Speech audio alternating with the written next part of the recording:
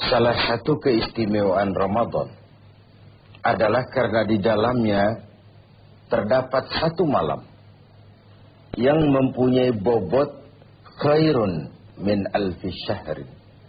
Satu malam tetapi lebih baik daripada 1000 bulan. Kita sebut itu sebagai Lailatul Qadar. Kapan sih Lailatul Qadar itu? Dan bagaimana kita harus menyikapinya?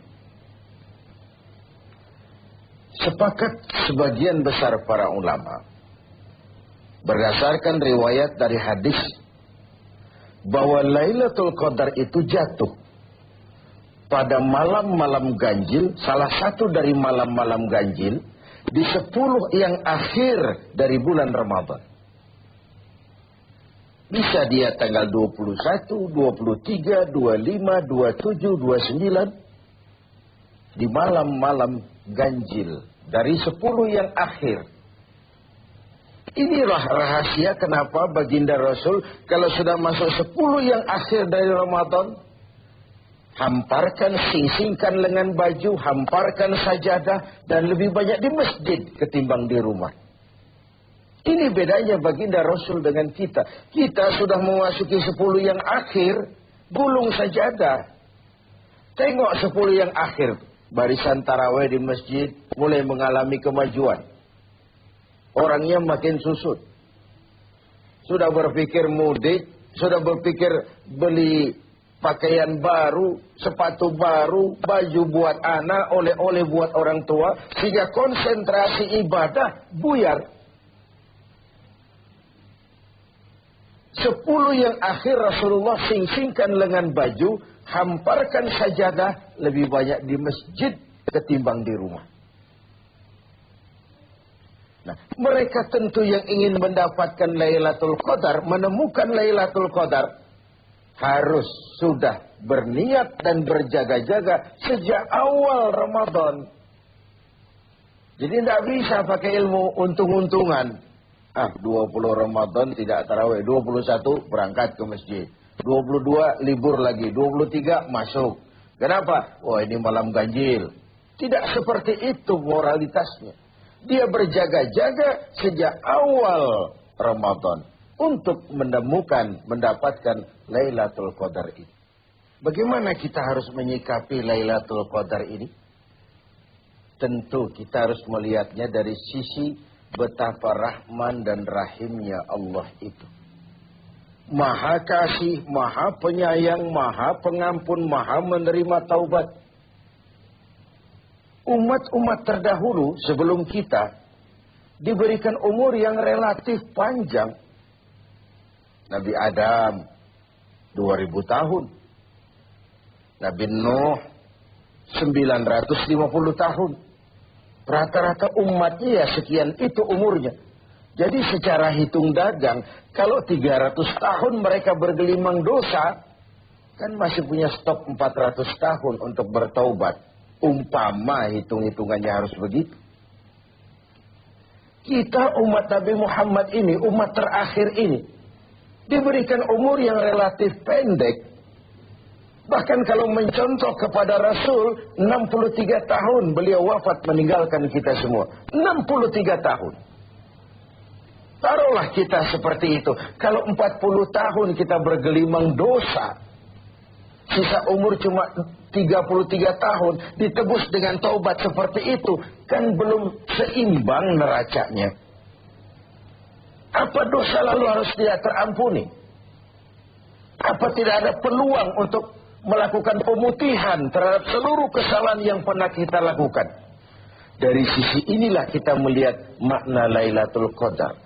Allah yang maha pengasih, Allah yang maha penyayang, seakan tidak langsung saja bilang, "Hei umat Islam, sekalipun umurmu relatif pendek, kau jangan pesimis, kau jangan skeptis. Sekalipun begitu banyak kesalahan kau lakukan, dosa kau tumpuk, dan umurmu relatif pendek, jangan sedih. Aku berikan kepadamu waktu dan tempat yang punya nilai spesifik. Waktu dan tempat yang punya nilai istimewa. Tugasmu memanfaatkan peluang yang diberikan itu.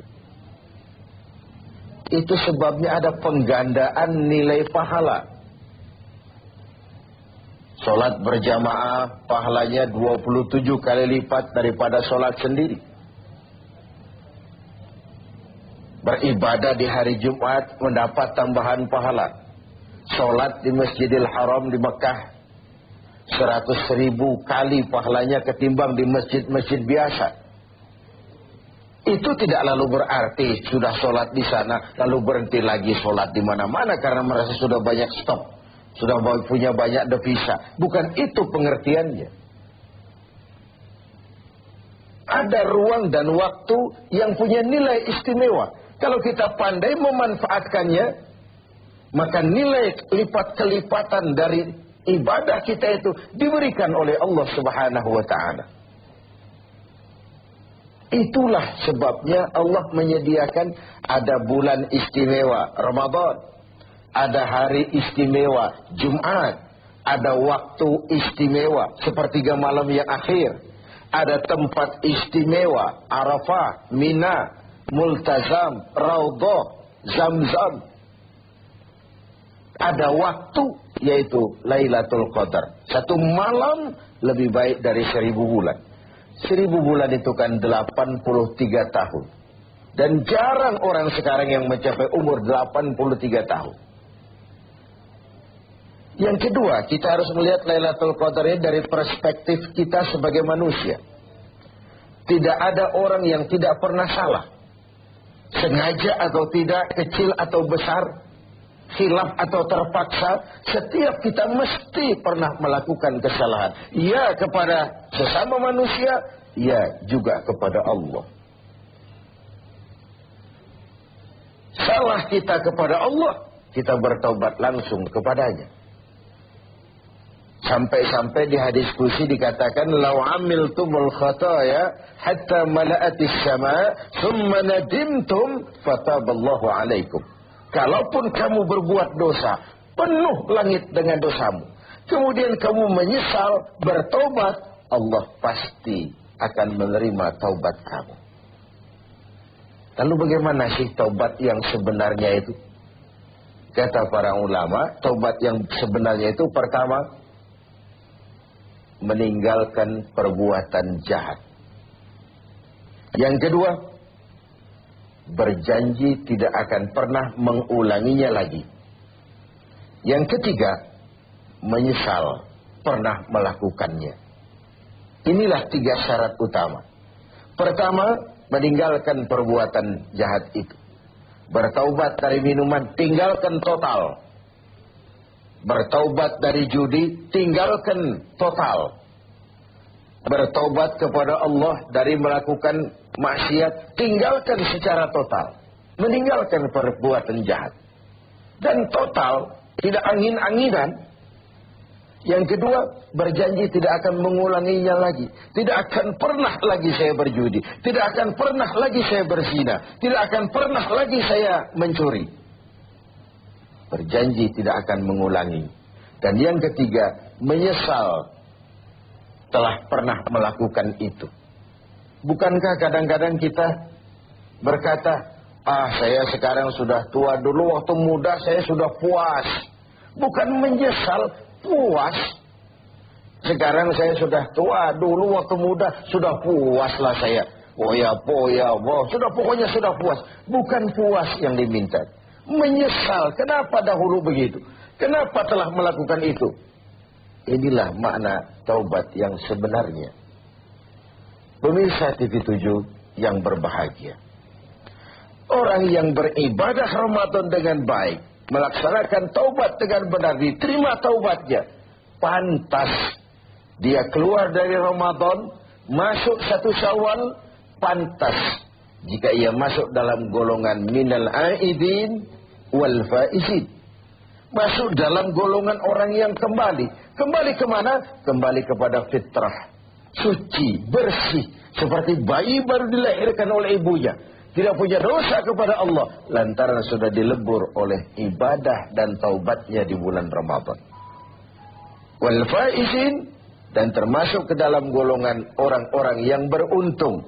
Tidak dalam artian yang materialistis, tapi dalam artian memperoleh keberkahan dalam hidup dan keberuntungan di dunia, lebih-lebih di akhirat nanti. Inilah Ramadan, di mana kita selalu mencari nilai tambah dari setiap amal yang kita lakukan.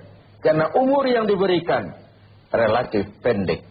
Dosa yang kita kerjakan relatif banyak. Kalau neracanya tidak diimbangi dengan upaya mencari nilai tambah tadi, boleh jadi tidak akan ada keseimbangan dalam neraca hitung-hitungan kita di hadapan Allah Subhanahu wa taala. Padahal seimbang saja sudah rugi. Kita ingin masuk dalam fa'amman thaqulat mawazinuhu, orang yang berat timbangan kebaikannya, bukan yang berat timbangan kejahatannya.